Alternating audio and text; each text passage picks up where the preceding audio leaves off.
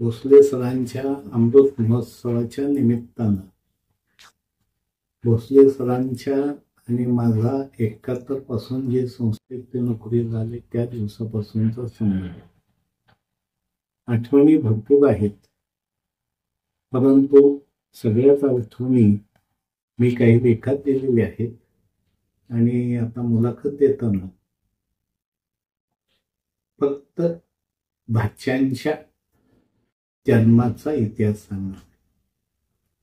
एक भाची, एकुलती एक, 2 भाची.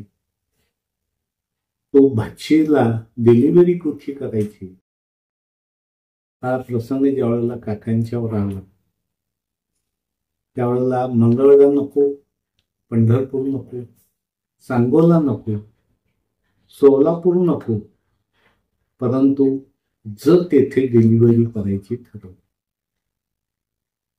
तिथले आरडी डॉक्टर, त्यांचा दवाखाना, त्यांच्या हॉस्पिटलला करायचं काकांनी ठरवलं. कारण काकांच्या आयुष्याची सुरुवात ही जतमधून, मराठा मंदिरमधून आणि तिथंच करायची ठरवल्यामुळं आणि भाचीचं तोंड बघितलं तरी चालतंय म्हणून मी तिथं प्रत्यक्षात होतो.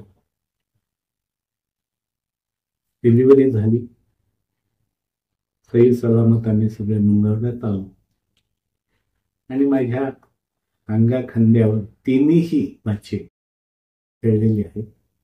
त्यातली लाडकी उज्ज्वला.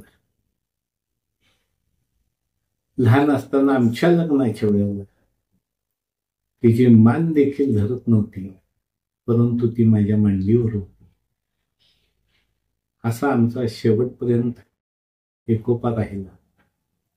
मला ही एकुलती एक बहीण आणि त्यातून तिच्या सुखासाठी भोसले सर निवडले आणि मला मित्रत्वाचं नातं निर्माण करायला सांगितलं.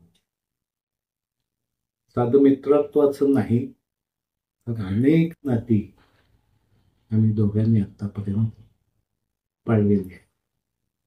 आणि त्या दोघांनाही असंच आयुष्य लाभावं त्यांचा अमृत महोत्सव आहे.